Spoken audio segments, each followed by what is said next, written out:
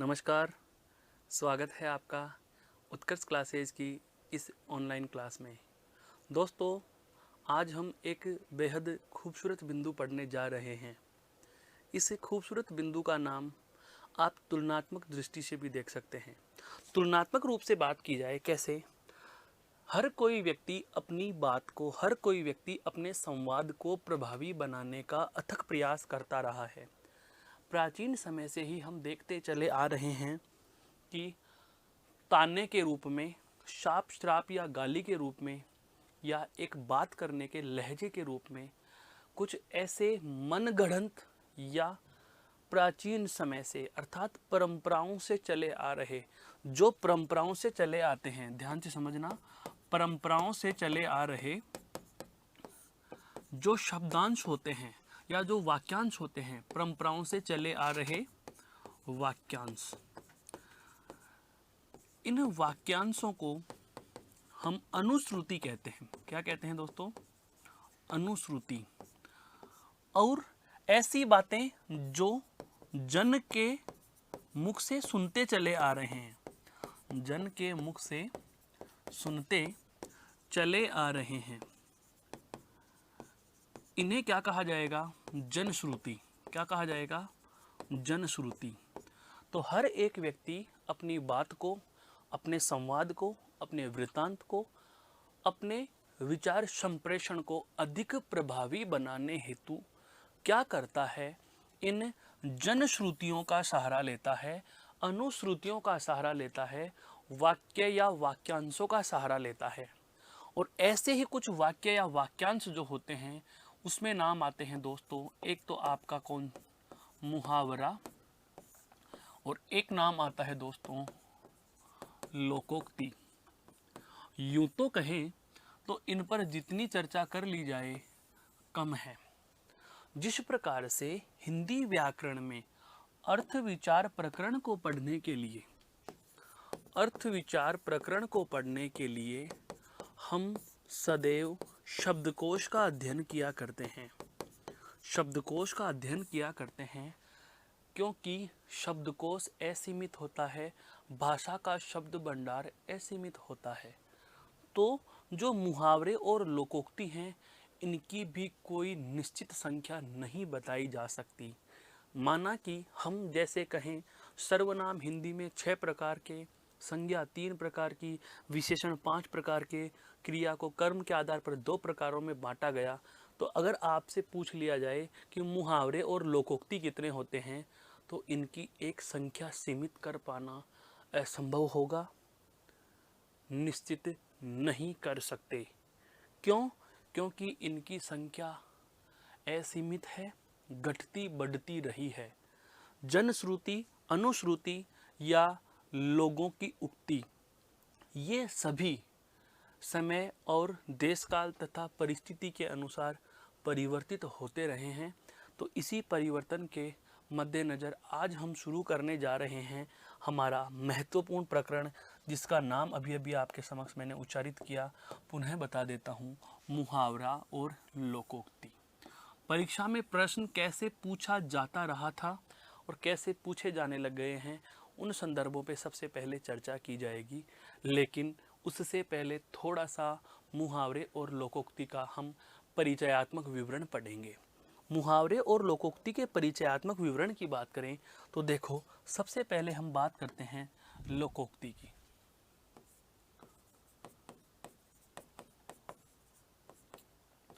लोकोक्ति शब्द के शाब्दिक विवेचन की बात की जाए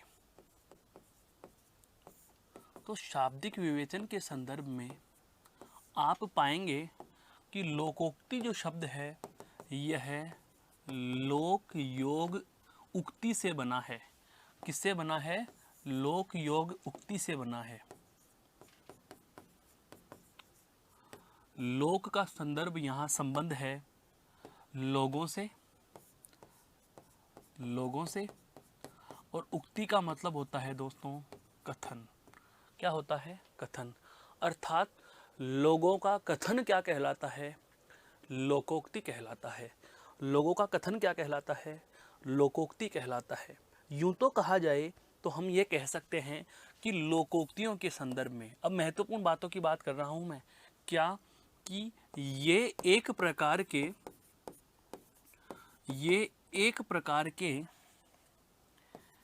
अलिखित कानून हैं। ये एक प्रकार के क्या हैं दोस्तों? अलिखित कानून हैं। ये एक प्रकार के अलिखित कानून हैं। मेरे कहने का आशय यह हुआ कि आज हम मानते हैं कि भारत का संविधान लिखित रूप में है, विस्तृत रूप में है, लेकिन भारत का संविधान तो आप जैसा कि सर्वविदित भी है, जानते हैं, जनवरी 1950 में हम मान रहे हैं। 26 जनवरी 1950 से हम संविधान के अंदर बंधे, संविधान के अंतर्गत बंधे, लेकिन उससे पहले भी इस समाज की सामाजिक व्यवस्थाओं को सुचारू रूप से चलाने के लिए कुछ न कुछ अलिखित कानून थे, कुछ न कुछ ऐसी बातें थी, कुछ न कुछ ऐसे संवाद थे जिनका पालन किया जाता था और उसके आधार पर परंपराओं का निर्वहन किया जाता था। तो लोकोक्ति जो होती है यह एक प्रकार के अलिखित कानून होते हैं और ये अलिखित कानून विश्व की सभी भाषाओं में प्रचलित हैं। हिंदी में ही नहीं, अंग्रेजी में भी मिलेंगे, उर्दू, अरबी, फारसी में भी मिलेंगे। ये विश्व की सभी भाषाओं में प्रचलित हैं। विश्व की सभी भाषाओं में इनका प्रचलन है। लोकोक्तियों का प्रचलन विश्व की सभी भाषाओं में है। यह दूसरी महत्वपूर्ण बात आ जाती है आपके लोकोक्ति के संदर्भ में। उसके बाद हम बात करें कि ये क्या है, तो हम ये कह सकते हैं कि ये पुराने लोगों से मतलब यह है पूर्वज। पुराने लोगों का मतलब यहाँ पर किससे है दोस्तों? पूर्वजों के। यह पुराने लोगों के संचित अनुभवों का सार है। संचित अनुभवों का सार होते हैं। लोकोक्ति के संदर्भ में कहा जाए कि लोकोक्ति क्या होती है, तो लोकोक्ति के लिए आप पहला तर्क देंगे क्या? ये एक प्रकार का अलिखित कानून है। दूसरी बात आती है विश्व की सभी भाषाओं में इनका प्रचलन है। और तीसरी बात आती है ये पुराने लोगों के अर्थात पूर्वजों के संचित अनुभवों का सार होते हैं।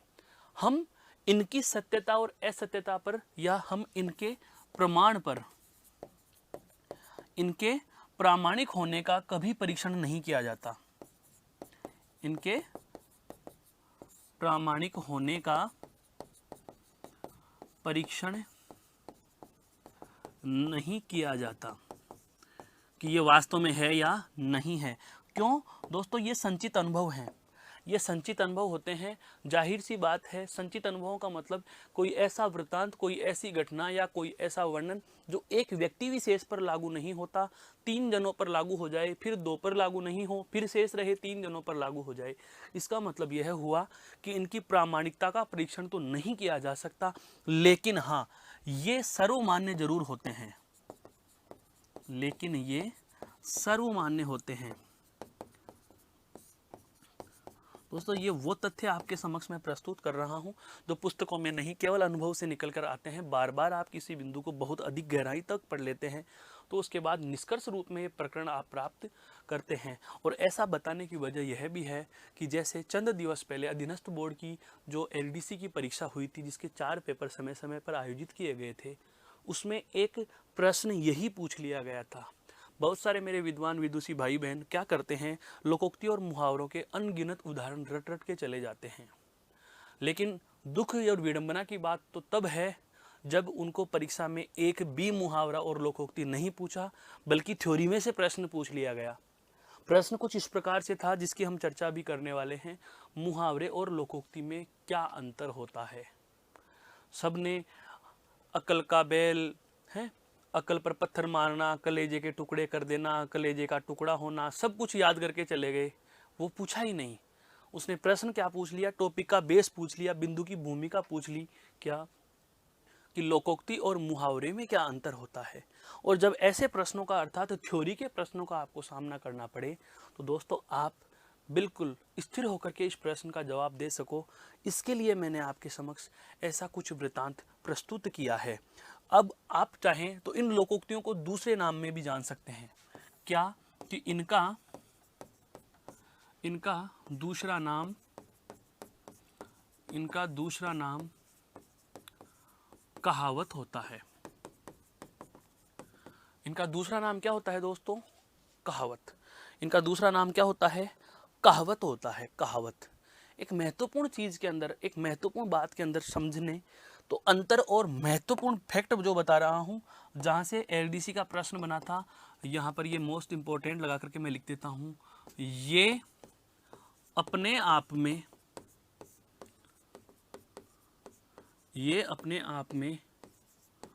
पूर्ण वाक्य होते हैं। ये अपने आप में पूर्ण वाक्य होते हैं। लोकोक्ति के बारे में कहा जाए तो ये अपने आप में क्या होते हैं दोस्तों? एक पूर्ण वाक्य होते हैं।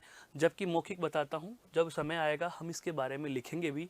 मुहावरे जो होते हैं वो वाक्य का अंश होते हैं, वाक्य का अंग होते हैं। तो यही प्रश्न पूछ लिया गया था आपके एलडीसी परीक्षा में, अधीनस्थ बोर्ड की परीक्षा में। क्या? प्रश्न की भाषा सुनना। मुहावरा व लोकोक्ति में, मुहावरा व लोकोक्ति में क्या अंतर है? मुहावरा व लोकोक्ति में क्या अंतर है? प्रश्न के विकल्प जानना। विकल्प क्या लिखे? मुहावरा वाक्य होता है, मुहावरा वाक्य होता है, लोकोक्ति वाक्यांश होती है। लोकोक्ति वाक्यांश होती है। दूसरा विकल्प, लोकोक्ति वाक्य होती है,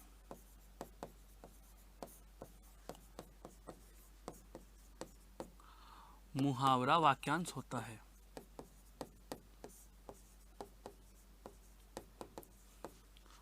मुहावरा वाक्यांश होता है। अगला विकल्प, मुहावरा व लोकोक्ति,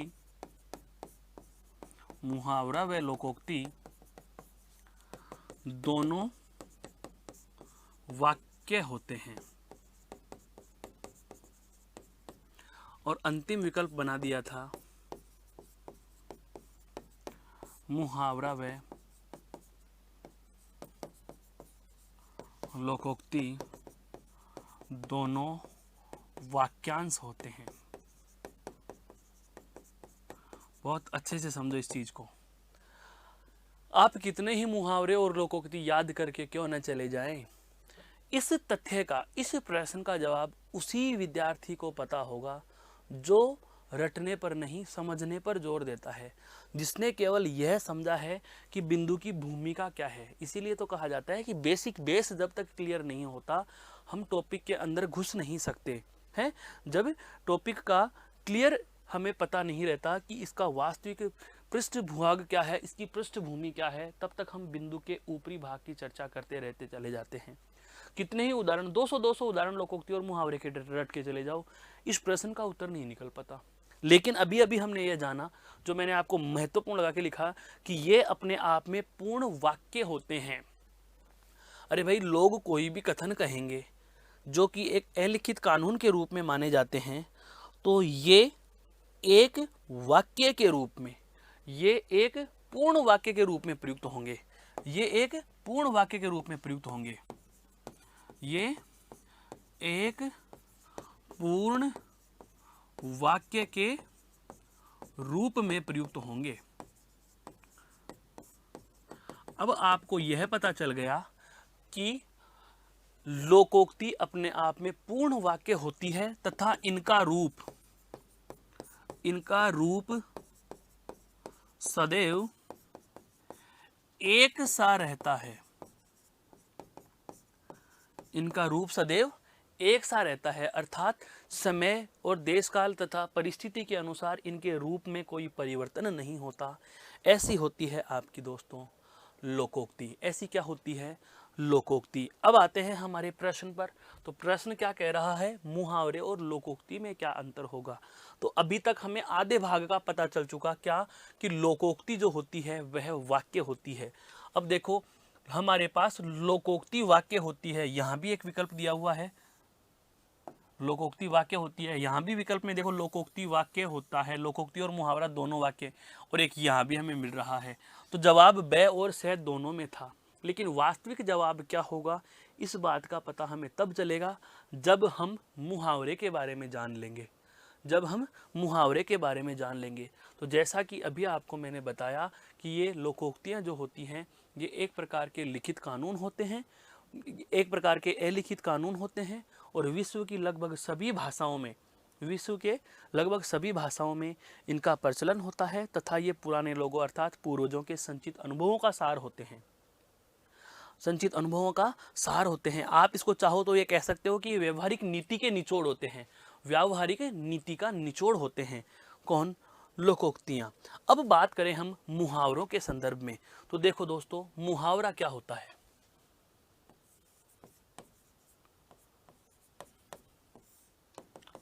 सबसे पहली बात मुहावरे के लिए कहा जाता है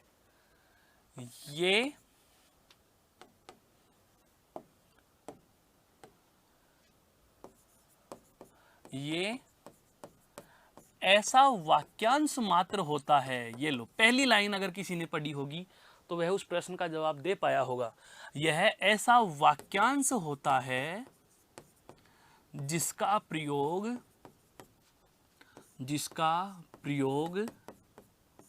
मनुष्य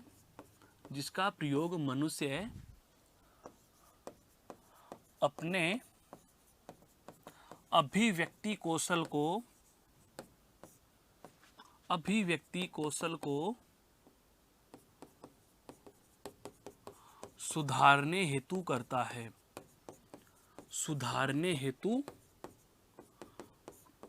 है, महत्वपूर्ण बात आ रही है दोस्तों क्या, कि यह एक ऐसा वाक्यांश होता है जिसका प्रयोग मनुष्य अपने अभिव्यक्ति कौशल को सुधारने हेतु करता है। अभिव्यक्ति यहाँ किसी भी प्रकार की हो सकती है। अभिव्यक्ति की बात की जाए तो अभिव्यक्ति दो प्रकार की होंगी, मोस्टली दो प्रकार की, मुख्यतः दो प्रकार की। व्यक्ति अपने विचारों को बोलकर भी अभिव्यक्त कर रहा है और लिखकर भी अभिव्यक्त कर रहा है। यदि व्यक्ति अपने विचारों को बोलकर भी व्यक्त करता है तो उसे आप कौन सी अभिव्यक्ति कहोगे? मौखिक अभिव्यक्ति कह दोगे। और यदि वह लिखकर अभिव्यक्त करता है तो उसे आप लिखित अभिव्यक्ति कह दोगे। तो जब मनुष्य अपनी अभिव्यक्ति कौशल को सुधारने के लिए, सुधारने से मेरा आशय यहाँ है क्या? प्रभावी बनाना। साधारण बात को साधारण तरीके से कहें तो सामने वाले पर उसका इतना प्रभाव नहीं पड़ पाएगा जितना कि मुहावरे और लोकोक्तियों का प्रयोग करते हुए आप किसी बात को रखोगे। तो कोई भी व्यक्ति ऐसे वाक्यांशों का प्रयोग करे जो उसके अभिव्यक्ति कौशल को अर्थात उसकी मौखिक या लिखित अभिव्यक्ति को प्रभावी बनाने हेतु कर रहे हैं, तो उन वाक्यांशों का नाम क्या होता है? मुहावरा होता है। तो सबसे मोटा अंतर और इस प्रश्न का जवाब ध्यान दीजिए, मुहावरा वाक्य होता है? कतई नहीं होता। लोकोक्ति वाक्यांश होती है? यह भी नहीं होती। इस पहले वाले विकल्प के दोनों कथनी क्या है दोस्तों? गलत हैं। लेकिन दूसरे वाले विकल्प में देखो लोकोक्ति वाक्य होती है, बिल्कुल होती है, और मुहावरा क्या होता है? वाक्यांश। जैसा कि अभी अभी हमने देखा, मुहावरा एक ऐसा वाक्यांश होता है जो एक मनुष्य अपनी अभिव्यक्ति को सुधारने हेतु या अभिव्यक्ति को प्रभावी बनाने हेतु प्रयोग में ले रहा है। तो जाहिर सी बात है मुहावरा क्या होगा? वाक्यांश। और लोकोक्ति क्या होती है? वाक्य। अब इस तीसरे विकल्प में दोनों को वाक्य बता दिया, यह भी गलत है। क्यों? क्योंकि मुहावरा वाक्य नहीं होता बल्कि वाक्यांश होता है।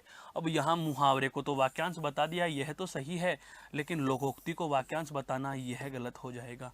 तो हमारा विकल्प कौन सा सही था? ब विकल्प सही था। यह प्रश्न अधीनस्थ बोर्ड में पूछा भी गया और बहुत सारी गाइडों में इस प्रश्न के जवाब को लेकर हाहाकार मचा था। लेकिन साधारण से प्रश्न का जवाब एनसीईआरटी यदि कोई पढ़ता है तो उसकी पहली लाइन में मिल जाता है दोस्तों, जो कि आप स्पष्ट कर पाते हो कि मुहावरे और लोकोक्ति में अंतर क्या होगा। अब एक मुहावरे के संदर्भ में एक महत्वपूर्ण बात आपको मैं और बता देता हूँ।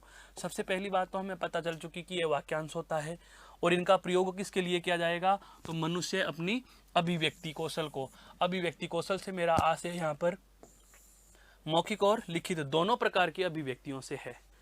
एक अन्य रूप एक अन्य शर्त और आती है जो मुहावरे के संदर्भ में प्रचलित है, वह क्या है?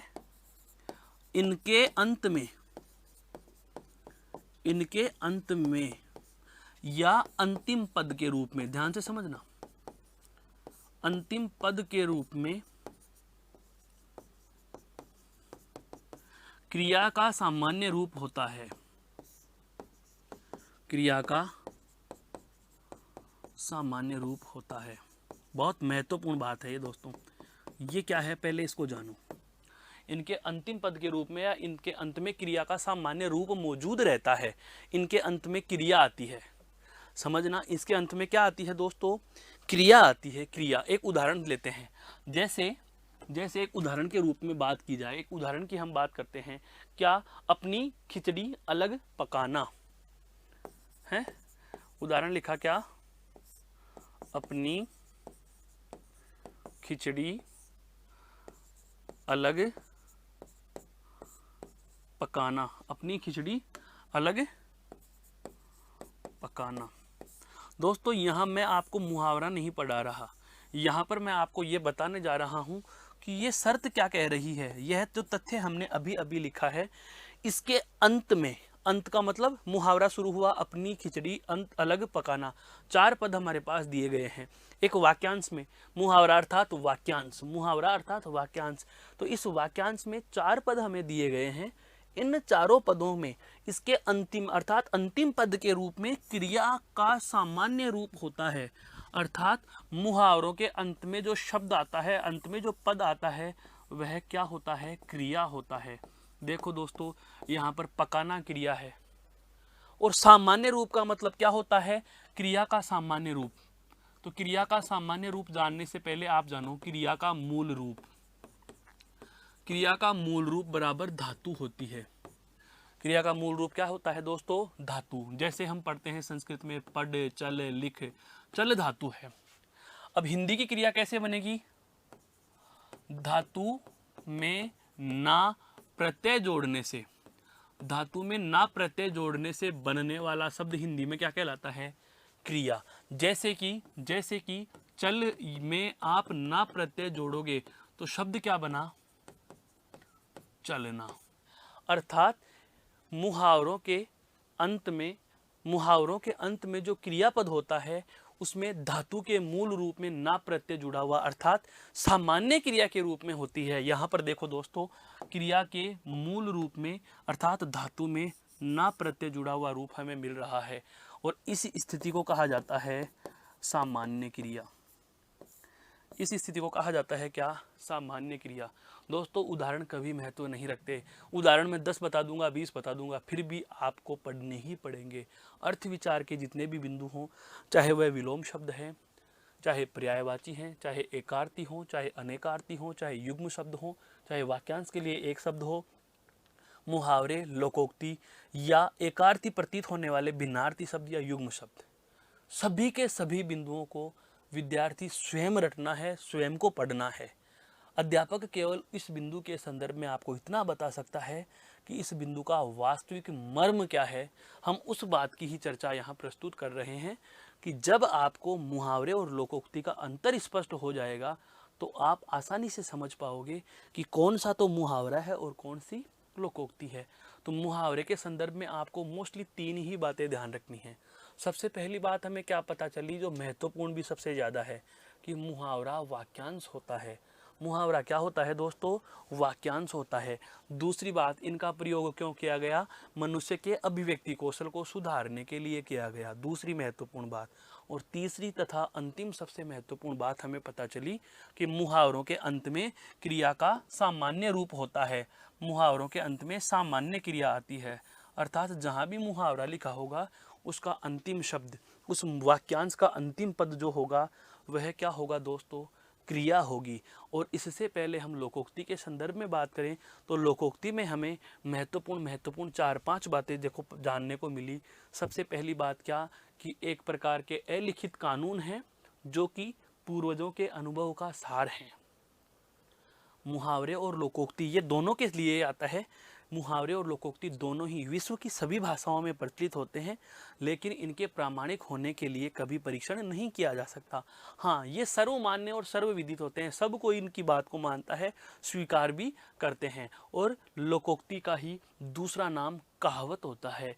और तथा महत्वपूर्ण और परीक्षा में जो प्रश्न की दृष्टि से हमने पता चला क्या कि ये अपने आप में क्या होते हैं, वाक्य के रूप में परिवर्तित होते हैं और कभी समय के अनुसार इनमें वाक्य के रूप में प्रयुक्त और समय के अनुसार इनमें परिवर्तन नहीं होता, तथा अपने आप में लोकोक्तियां पूर्ण वाक्य होती हैं। अपने आप में क्या होती हैं? पूर्ण वाक्य होती हैं। यह थी अब तक की क्या लोकोक्ति और मुहावरे के संबंध में परिचयात्मक जानकारी। अब हम लोकोक्ति और मुहावरों के कुछ उदाहरणों पर चर्चा करेंगे दोस्तों। उदाहरणों का चर्चा का मतलब यहाँ यही है कि आपको पता होना चाहिए सीधे से पढ़ने में कि मुहावरे और लोकोक्ति को कैसे पहचानेंगे। तो सबसे पहले हम चर्चा करेंगे कुछ मुहावरों के उदाहरणों पर। जैसे देखो, सबसे पहला उदाहरण क्या लिखा हुआ है? अपना उल्लू सीधा करना। दोस्तों, यहाँ अपना उल्लू सीधा करना पढ़ाना उद्देश्य नहीं है। यहाँ पर उस बात को स्पष्ट करना मेरा उद्देश्य है जो अभी अभी आपने जान ली। क्या जानी? कि मुहावरा एक ऐसा वाक्यांश है जिसके अंत में क्रिया का सामान्य रूप है। जिसके अंत में क्या होना चाहिए? क्रिया का सामान्य रूप। देखो, करना, यह क्रिया का सामान्य रूप दिया हुआ है या नहीं है? इसको आप कह सकते हो क्रिया का सामान्य रूप। यह क्रिया का सामान्य रूप दिया हुआ है। क्लियर?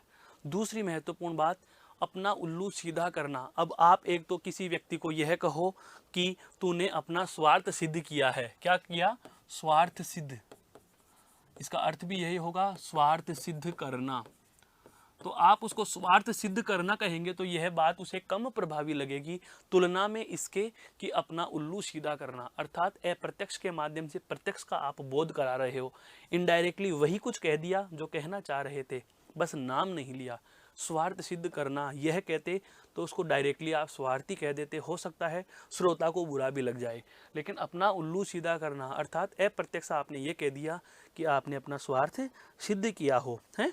जैसे अक्ल के पीछे लठ लेकर फिरना।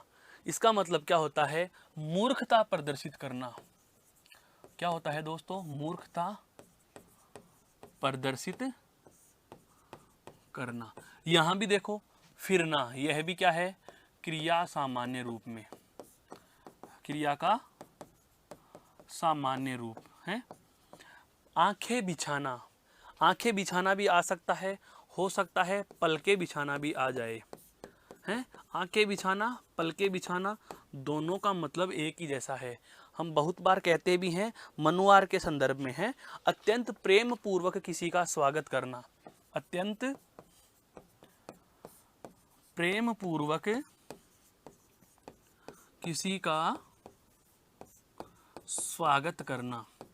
अत्यंत प्रेम पूर्वक किसी का स्वागत करना अर्थात पलके बिछाना, आंखें बिछाना। एक होता है आंखें खुलना, है। एक क्या होता है दोस्तों? आंखें खुलना। आंखें खुलना का मतलब वास्तविकता का, सच्चाई का अनुभव हो जाना, वास्तविकता का पता चलना। बहुत बार कहते हैं ना कि जैसे ही तुम्हारे ऊपर जिम्मेदारियों का भार आएगा उस दिन तुम्हारी आंखें खुलेंगी, हैं। वास्तविकता का पता लगना। इतने दिन हम भ्रम में थे, झांकने झंझा के झोंके में झुककर खुले झरोके से। जब लक्ष्मण शूर्पणखा को कहता है, शूर्पणखा अपना प्रेम प्रणय निवेदन लेकर के लक्ष्मण के पास आती है। लक्ष्मण ने के पास आने से पहले वह श्री राम के पास जाती है और अपना प्रणय निवेदन उस मर्यादा पुरुष के समक्ष रखती है। तो उनके मुख से यह उक्ति निकलती है कि झांकने झंझा के झोंके में झुककर खुले झरोके से। कहने का आशय यह हुआ कि जब आंधी चल रही हो तो झरोके से आंखें खोलकर बाहर नहीं देखना चाहिए। अगर आप ऐसे देखोगे, ऐसा कुछ करोगे तो जाहिर सी बात है आपकी आंखों में धूल के कण गिरेंगे ही गिरेंगे।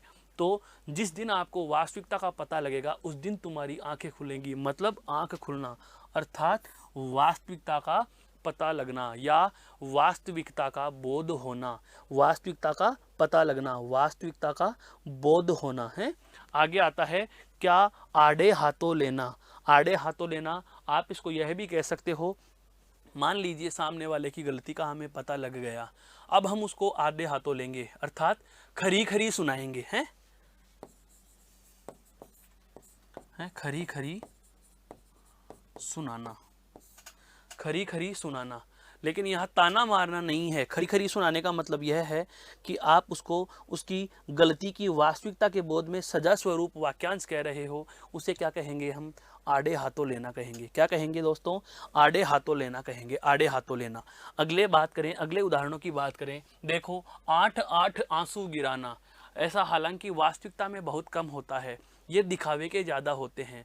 बहुत बार हम देखते हैं दो दोस्तों में, दो सखों में, दो सखियों में किसी भी बात को लेकर मतभेद उत्पन्न हो जाता है। जब उनको अपनी गलती का एहसास होता है तो दिखावे के लिए, सामने वाले को पटाने के लिए, मनाने के लिए, उसको खुश करने के लिए जानबूझकर 8 आंसू गिराते हैं। लेकिन 8 आंसू गिराने का मतलब यहाँ पर हम क्या लेते हैं दोस्तों? पश्चाताप होना है, या पश्चाताप, पछतावा जिसको कह सकते हैं, पश्चाताप करना, पश्चाताप करना। पश्चाताप अर्थात पछतावा प्रदर्शित करना। पश्चाताप का मतलब पछतावा प्रदर्शित करना। सीधे शब्दों में कहें, गिल्टी फील करना। क्या कहें? गिल्टी फील करना। बहुत बार ऐसे वाक्यांशों का हम प्रयोग करते हैं जो हमें मालूम नहीं रहता हम कौन से संदर्भ में बोलते हैं, लेकिन आम जीवन में, आम व्यवहार में, आम बोलचाल के शब्दों में हमें पता रहता है कि यह कहा क्या गया है। पश्चाताप करना, यह शब्द आपके लिए नया हो सकता है लेकिन शुद्ध हिंदी का है। और अभी आपको कह देना गिल्टी फील हो रही है, ये तुरंत समझ में आ जाएगा। दोस्तों, एक होता है भाषा का मानक रूप, एक होता है भाषा का प्रचलित रूप। यह मानक रूप है और गिल्टी आपके लिए प्रचलित रूप है। बहुत बार हम कहते हैं, पूर्वजों से सुनते आए हैं, दादाजी कभी विद्यालय गए ही नहीं, फिर भी उनको ये पता है कि सीधे बैठने को कहेंगे लाइन से बैठ जा। अब लाइन का मतलब ही उनको नहीं पता कि हिंदी में लाइन को कहते क्या हैं। बताइए दोस्तों, क्या कहते हैं लाइन को हिंदी में? कमेंट करके बताओ, आप जरा कमेंट करके बताइए। मैं इंतजार कर रहा हूं आपके जवाब का कि लाइन को हिंदी में क्या कहेंगे। लाइन से बैठ जाओ, सीधा बैठ जाओ नहीं कह सकते। लाइन से बैठ जाओ का मतलब क्या होगा? लाइन से बैठ जाने अर्थात पंक्तिबद्ध या कतारबद्ध बैठ जाना। लाइन का मतलब होता है पंक्ति या कतार। समझ गए होंगे दोस्तों। अब बात करते हैं अगले उदाहरण पर। आकाश टूट पड़ना। आकाश ही टूट पड़ा अचानक, क्योंकि आकाश टूट पड़ेगा पता थोड़ी था। अचानक विपत्ति आ जाना, अचानक विपत्ति आ जाना, अचानक विपत्ति आना, अब अचानक विपत्ति आना। उल्लू सीधा करना, स्वार्थ निकालना। उल्लू सीधा करने का मतलब क्या होता है दोस्तों? स्वार्थ निकालना। एक और अभी अभी आया था, अपना उल्लू सीधा करना। ध्यान से देखिए एक बार, अपना उल्लू सीधा करना, अपना उल्लू सीधा करना। अपना उल्लू सीधा करने का मतलब स्वार्थ सिद्ध करना। और एक आता है उल्लू सीधा करना, स्वार्थ निकालना। एडी से चोटी का जोर लगा देना, एडी से चोटी का जोर। जैसे कि आपको बहुत बार निर्मल सर के द्वारा कहा जाता है कि अब परीक्षा का समय बहुत नज़दीक आ चुका है। परीक्षा की इन चंद दिवस के समय की बची हुई घड़ियों में आपको एडी से चोटी तक का जोर लगा देना है। तो उस स्थिति में आप कहते हैं एडी से चोटी तक का जोर लगा देना, अर्थात पूरी कोशिश करना। जैसे हम कहते हैं कटिबद्ध हो जाना, कटिबंध नहीं, कटिबद्ध, कमर कस लेना। एडी से चोटी तक का जोर लगा देने का मतलब होता है पूरी ताकत लगा देना, है संपूर्ण ताकत लगा देना। एडी से चोटी का जोर लगाना अर्थात पूरी कोशिश करना, पूरी कोशिश करना, पूरी कोशिश, पूरी कोशिश करना। कंचन बरसने का मतलब क्या होता है? कंचन बरस रहे हैं, पता ही नहीं चल रहा, धन दिन दूनी रात चौगुनी उन्नति हो रही है। चारों ओर से धन बरसना, चारों ओर से धन बरसना, चारों ओर से धन बरसना। इसको क्या कहेंगे दोस्तों? कंचन बरसना। इसको क्या कहेंगे? कंचन बरसना। इसको क्या कहेंगे? कंचन बरसना, अर्थात चारों ओर से धन बरसना। अगला आता है आपका बहुत ही अच्छा और बहुत बार पूछा गया, क्या कसौटी पर कसना। कसौटी पर कसना का मतलब होता है दोस्तों परीक्षण करना, जांच परख कर लेना है, परीक्षण करना, परीक्षण करना। फिर है कंधे से कंधा मिलाकर चलना। हम आपके प्रयत्न के साथ या हम आपकी परीक्षा तक कंधे से कंधा मिलाकर चलेंगे, अर्थात आपको साथ लेकर चलेंगे, या सीधे शब्दों में हम कहें तो साथ देना। साथ देना, बार बार कहने के बावजूद कि मैं आपके कंधे से कंधा मिलाकर चलूंगा, उसके बाद भी आपके कान पर जूं न रेंगना, अर्थात असर न होना, असर न होना, आपके ऊपर कोई असर नहीं पड़ रहा और कोई असर नहीं पड़ेगा भाई, तो चंद समय के बाद आप एकदम से कलेजा थाम कर रह जाएंगे। क्यों? क्योंकि आपके पास और कोई विकल्प नहीं रहेगा कलेजा थाम कर रह जाना। आप नहीं चाहते थे ऐसा सहन करना, पर मजबूरी हो गई, सहन करना पड़ रहा है, तो असहनीय बात आ जाएगी, असहनीय परिणाम आ जाएगा, आशानुरूप परिणाम नहीं आएगा। तो हम यह कह सकते हैं कि असह्य बात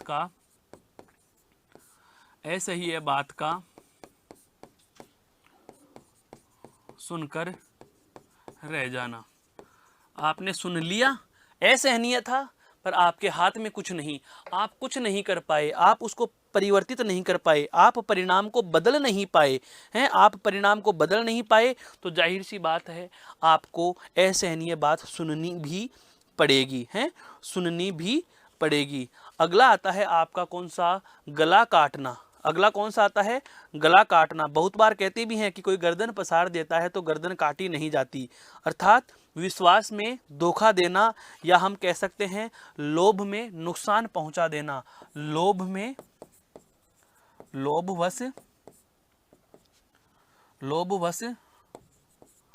नुकसान पहुंचाना।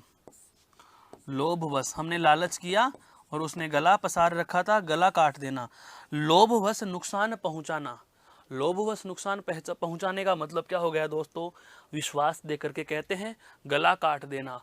घाट घाट का पानी पीना, यह तो आपको आता भी होगा कि हमने घाट घाट का पानी पी रखा है, अर्थात जगह जगह से हम परिचित हैं, हमें स्थान स्थान का अनुभव ले रखा है, स्थान स्थान से हम अनुभव ले रखे हैं, स्थान स्थान का हमें अनुभव है। घाट घाट का पानी पीना, स्थान स्थान का अनुभव प्राप्त करना, जगह जगह का, जैसे जयपुर का भी, जोधपुर का भी, दिल्ली का भी है, स्थान स्थान का अनुभव प्राप्त करना, स्थान स्थान का अनुभव प्राप्त करना।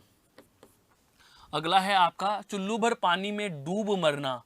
चुल्लू भर पानी में डूब मरना, बहुत ज़्यादा शर्मिंदगी महसूस करना, या आप कह सकते हो बहुत ज़्यादा शर्मिंदा होना है, बहुत शर्मिंदा होना, बहुत शर्मिंदा,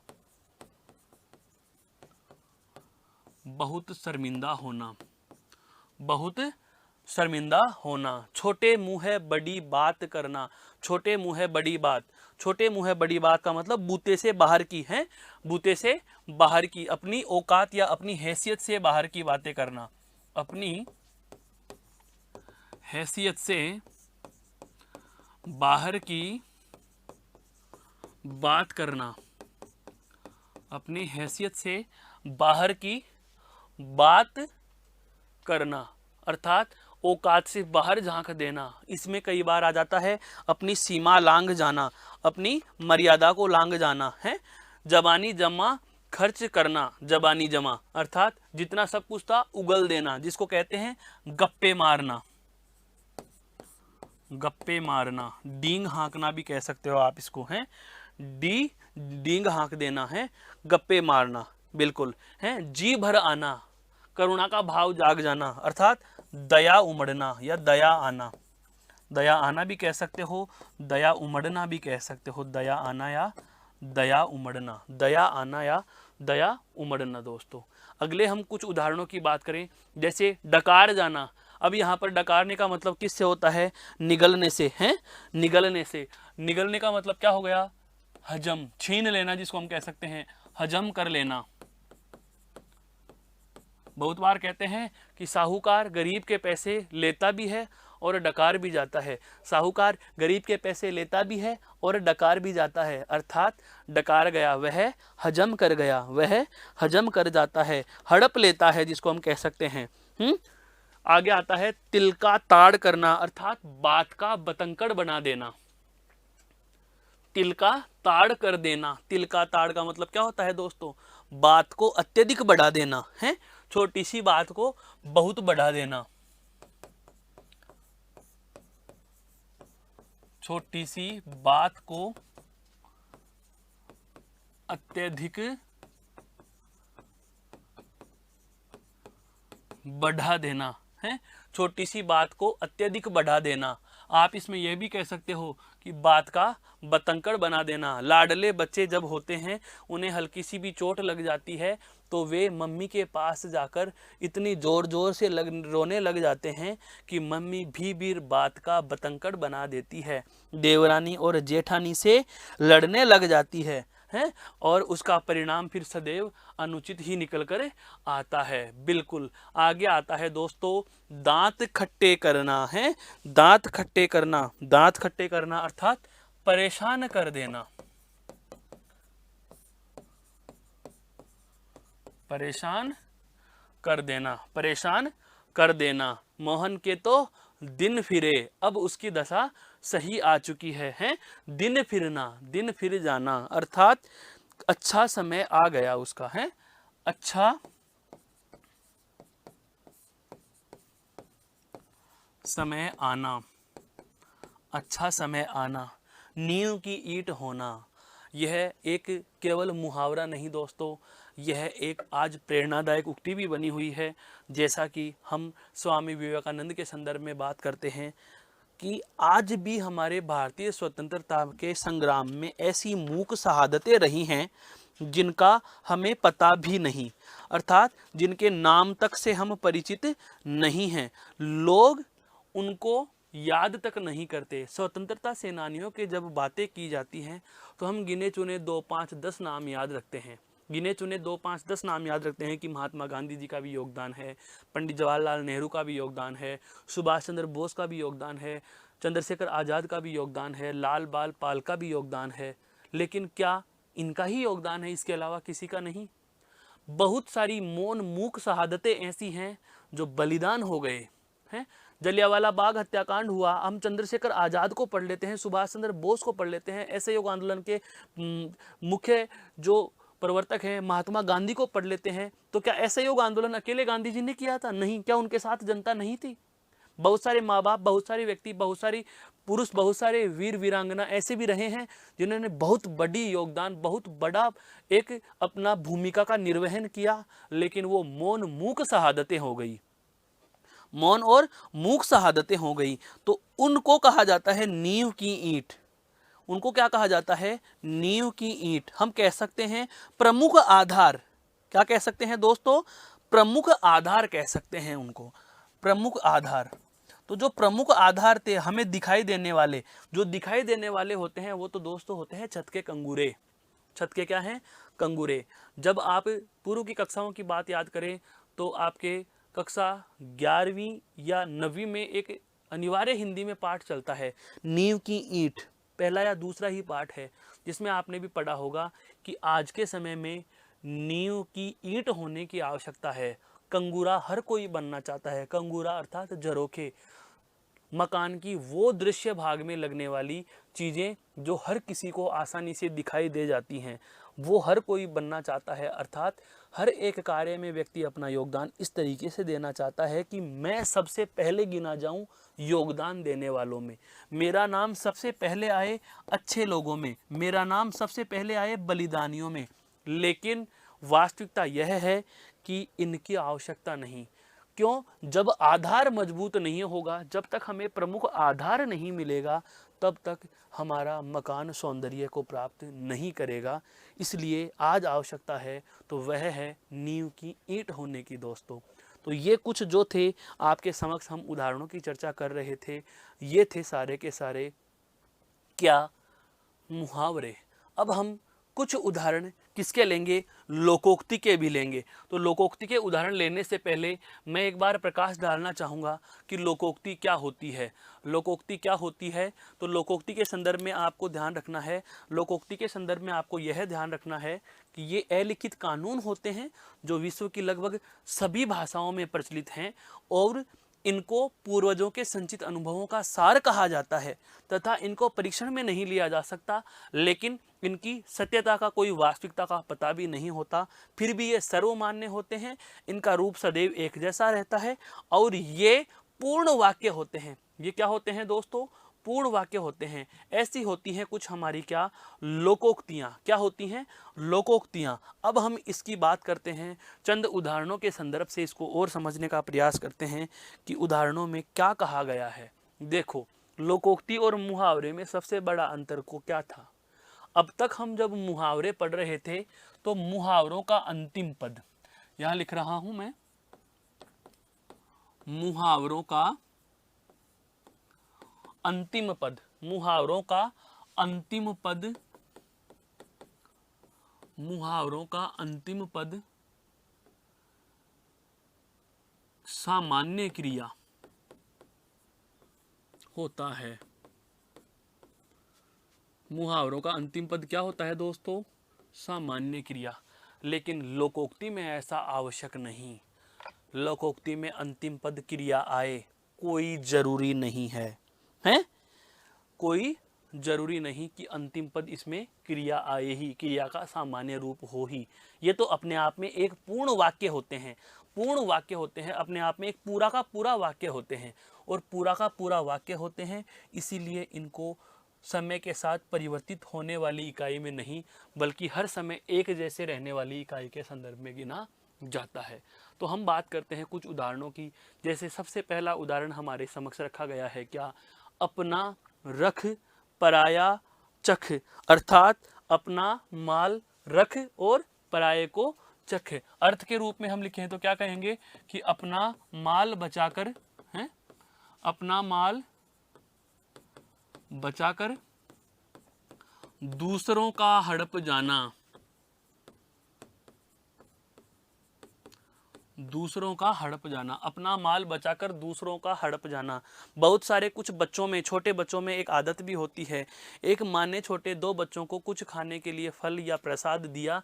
चंद समय बाद में देखा कि एक बच्चा जो शरीर में कुछ बलिष्ठ था, ताकतवर था, उसने अपने छोटी बहन या छोटे भाई की प्लेट में रखे सारे प्रसाद को खा भी गया और फिर आनंद से अपने प्रसाद को वह खा रहा होता है। यहाँ पर यह लोकोक्ति सही बैठती है, क्या, कि अपना रख पराया चख, अपना रख अर्थात अपना माल बचाकर दूसरों का हड़प जाना। अकेला चना भाड़ नहीं फोड़ सकता, अकेला चना भाड़ नहीं फोड़ सकता। एक व्यक्ति, अकेला व्यक्ति शक्तिहीन होता है। आप अकेले व्यक्ति को, अकेला चना भाड़ फोड़ने के, लेकिन हाँ ऐसे तो कहें भड़भूजा, जानते हो, चने को पकाने वाला, भाड़ के अंदर चने डाल करके उसके चने को जब पकाया जाता है तो ये पकाने का काम करने वाला होता है, उसको भड़भूंजा कहते हैं, भाड़ के द्वारा भूनने वाला भड़भूंजा। इस लाइन को मैं पूरा कर देता हूं कि अकेला चना भाड़ नहीं फोड़ सकता लेकिन भड़भूंजे की आंख फोड़ सकता है। अकेला चना भाड़ नहीं फोड़ सकता लेकिन भड़भूंजे की आंख फोड़ सकता है। हमें आगे की लाइन से मतलब नहीं है दोस्तों, हमें यहाँ पहले वाली लाइन से मतलब है कि अकेला चना भाड़ नहीं फोड़ सकता, अर्थात अकेला व्यक्ति शक्तिहीन होता है। अकेला व्यक्ति शक्तिहीन होता है, अकेला व्यक्ति शक्तिहीन होता है। अकेला व्यक्ति कैसा होता है भाई, शक्तिहीन होता है, अकेला व्यक्ति शक्तिहीन होता है। आगे है, अंत भला तो सब भला। कई बार तो हम बोलते हैं first impression is the last impression, और हिंदी में क्या कहा गया है कि कार्य का अंतिम चरण ही महत्वपूर्ण होना चाहिए। शुरुआत कैसी भी कर दी हो, अंत शानदार होना चाहिए, है। कार्य का अंतिम चरण महत्वपूर्ण होता है, कार्य का अंतिम चरण महत्वपूर्ण होता है, कार्य का अंतिम चरण महत्वपूर्ण होता है। कार्य का अंतिम चरण क्या होता है दोस्तों? महत्वपूर्ण होता है। उल्टे बांस बरेली को है, उल्टे बांस बरेली को, उल्टे बांस एक चोर है विपरीत कार्य या आचरण करना, उल्टा चोर कोतवाल को डांटे। उल्टा चोर कोतवाल को डांटे हैं। विपरीत आचरण,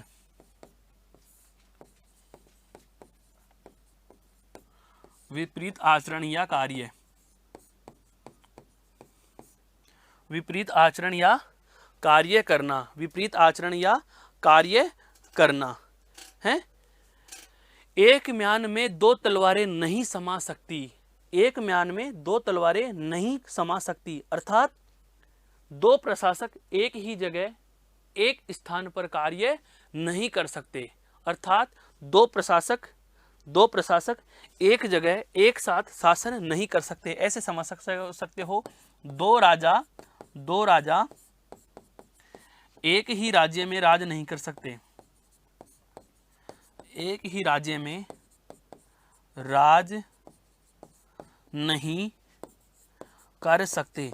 आप इस लोकोक्ति का प्रयोग केवल राजाओं के संदर्भ में नहीं कर सकते। आप यह भी कह सकते हो, मान लीजिए आपको कह दिया गया कि एक कुर्सी पर दो विद्यार्थियों को बैठना है, एक शर्ट को एक समय में दो व्यक्तियों को पहनना है, एक पेन से एक समय में दो स्टूडेंट्स को लिखना है,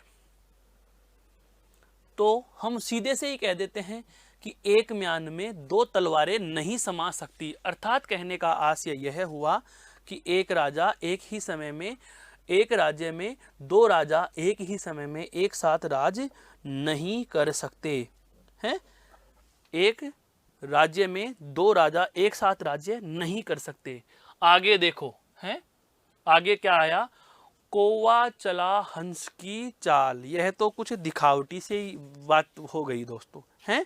कौवा चला हंस की चाल, दूसरों के जैसा है, दूसरों का जैसा, अनधिकार अनुकरण है, दूसरों के जैसा व्यवहार, दूसरों के जैसा जानबूझकर व्यवहार करने,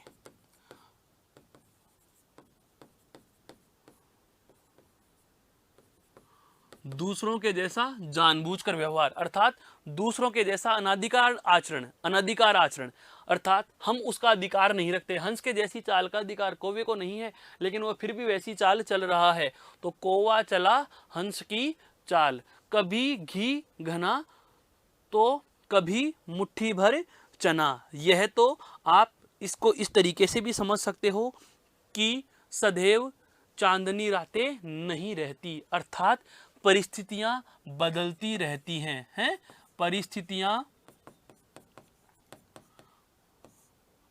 सदैव एक जैसी नहीं रहती, सदैव एक जैसी नहीं रहती, परिस्थितियां सदैव एक जैसी नहीं रहती, परिस्थितियां सदैव बदलती रहती हैं, परिस्थितियां सदैव परिवर्तनशील है। कभी दिन तो कभी रात, कभी दुख कभी सुख, कभी चांदनी रातें हैं, कभी अमावस की काली रातें हैं। गुड़ खाए और गुलगुलों से परहेज। बहुत अच्छा है, यह तो नई नवेली दुल्हन के लिए भी आ जाता है कि मैं अमुक चीज खाती हूँ, अमुक चीज नहीं खाती हूँ। गुड़ तो खाती है और गुलगुलों से परहेज कर रही है। अब उसको यह नहीं पता कि गुलगुले भी तो गुड़ से ही बन रहे हैं। इसको कह सकते हैं आप झूठा ढोंग है। क्या कह सकते हैं दोस्तों? झूठा ढोंग रचना, झूठा ढोंग रचना या झूठा ढोंग करना, झूठा ढोंग करना या झूठा ढोंग रचना। घर की मुर्गी दाल बराबर है, वही वाली बात, घर के जोगी जोगने बाहर गांव के सिद्ध, घर की मुर्गी दाल बराबर, अर्थात है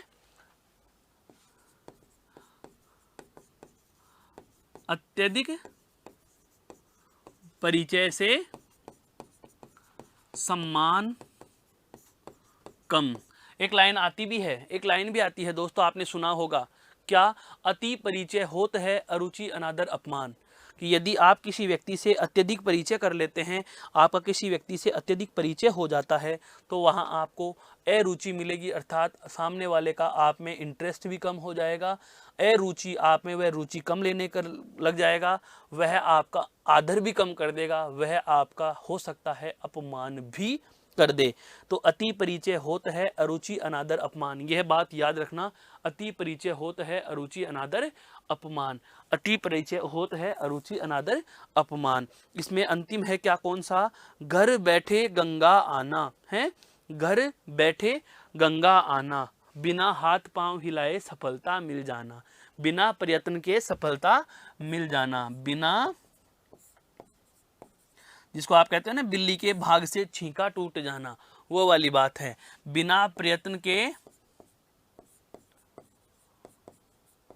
सफलता मिलना, घर बैठे गंगा आ जाना, बिल्ली के भाग का छींका टूट जाना, घर बैठे सफलता मिलना है, घर बैठे सफलता मिल जाना, अर्थात बिना प्रयत्न के लाभ या आपको सफलता प्राप्त हो जाए हैं, बिना प्रयत्न के ही आपको सफलता या लाभ प्राप्त हो जाए।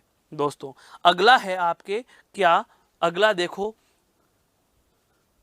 चींटी के पर निकलना, चींटी के पंख निकल आना है, ये आप कह सकते हो क्या, विनाश काले विपरीत बुद्धि, बुरा समय आने पर बुद्धि का नष्ट हो जाना है, बुरा समय आने पर पूर्व बुद्धि का नष्ट हो जाना, बिना समय आने पर बुद्धि का नष्ट हो जाना, बुरा समय आने पर, बुरा समय आने पर पूर्व बुद्धि का नष्ट हो जाना, अर्थात व्यक्ति अपना विवेक खो बैठता है। अब व्यक्ति अपना क्या करता है दोस्तों, विवेक खो बैठता है। बुरा समय आने पर उसकी पूर्व बुद्धि क्या हो जाती है, नष्ट हो जाती है। क्या हो जाती है, नष्ट हो जाती है। अगला है, जहां मुर्गा नहीं बोलता वहां क्या सवेरा नहीं होता। दोस्तों हम यह कह सकते हैं, आपने सुना भी होगा कि एक बैल के भरोसे गाड़ी नहीं अटकती, किसी एक व्यक्ति विशेष के भरोसे किसी अन्य का कार्य नहीं अटकने वाला। क्या जहां मुर्गा नहीं बोलता वहां सवेरा नहीं होता, सवेरा वहां वही होता है जैसे होना चाहिए था। अर्थात किसी अन्य के भरोसे कोई काम अटकता नहीं है, किसी के भरोसे कोई काम नहीं अटकता, कोई काम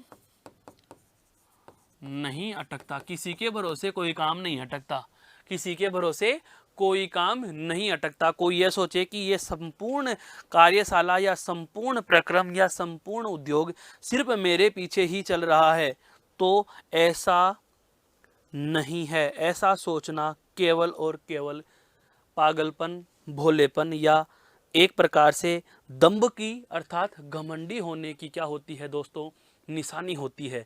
क्या होती है, घमंडी होने की निशानी होती है। अगली बात आती है क्या, जहां न पूछे रवि वहां पहुंचे कवि, जहां न पहुंचे रवि वहां पहुंचे कवि। अर्थात आप ये भी कह सकते हो कि कवि दूर की सोचते हैं, कवि दूर की सोचते हैं, कवि दूर की सोचते हैं। अर्थात सीमातीत कल्पना करना, सीमाओं से बाहर जाकर, सीमातीत कल्पना करना, अर्थात सीमाओं से बाहर जाकर, सीमाओं से बाहर जाकर कल्पना करना, सीमातीत कल्पना करना, सीमाओं से बाहर जाकर सोचना, सीमाओं से बाहर जाकर सोच लेना। कवि दूर की सोचते हैं, अर्थात जहां न पहुंचे रवि वहां पहुंचे कवि, जहां तक सूर्य का प्रकाश नहीं जाता वहां तक पहुंच जाना है। झटपट की कहानी, आधा तेल आधा पानी, अर्थात जल्दबाजी हमेशा क्या देती है, नुकसान। इसीलिए कहते हैं जल्दी का काम शैतान का होता है। झटपट की कहानी, आधा तेल आधा पानी होता है दोस्तों, आधा तेल आधा पानी। झटपट की कहानी, आधा तेल आधा पानी, झटपट की घानी आधा तेल आधा पानी, झटपट की घानी आधा तेल आधा पानी, अर्थात जल्दबाजी हमेशा काम खराब करती है। जल्दबाजी हमेशा कार्य खराब करती है, कार्य खराब करती है। इसीलिए कहा जाता है कि जल्दी का काम शैतान का है, जल्दी का काम शैतान का। अगला आता है आपका तेल देखो तेल की धार देखो, हैं? तेल देखो तेल की धार देखो, बहुत अच्छे से समझना है इस चीज को, है? नया अनुभव करना, धैर्य के साथ सोच समझकर कार्य करना, या आप कह सकते हो परिणाम की प्रतीक्षा करो, जो बोया वो प्राप्त करना है, अर्थात धैर्य से कार्य करना, धैर्यपूर्ण कार्य करना, अर्थात परिणाम की प्रतीक्षा करना, परिणाम की प्रतीक्षा करना, परिणाम की प्रतीक्षा करना। तो दोस्तों यह कुछ आपके समक्ष मैंने प्रस्तुत की हैं लोकोक्तियां और उनके उदाहरण और उनके अर्थ। इससे पहले हमारी जो चर्चा थी यह रही मुहावरों पर और उसके उदाहरणों और उनके अर्थ पर, और समग्र चर्चा की बात करें तो हमने एक प्रकार से लोकोक्ति और मुहावरे इन दोनों का यहाँ इस कक्षा के अंतर्गत हम तुलनात्मक अध्ययन पढ़ चुके हैं। और जो एक बार परीक्षा में अब तक सिर्फ एक ही बार ऐसा हुआ है कि एक परिचयात्मक विवरण का थ्योरी में से प्रश्न पूछ लिया गया, और इसका मैंने आपको जवाब भी बता दिया कि कैसे प्रश्न पूछा गया था, क्या उसका जवाब रहा। उसके पश्चात हम कुछ उदाहरणों पर चर्चा कर चुके हैं। तो आशा करता हूँ यह बिंदु आपको बेहद समझ और पसंद आया होगा।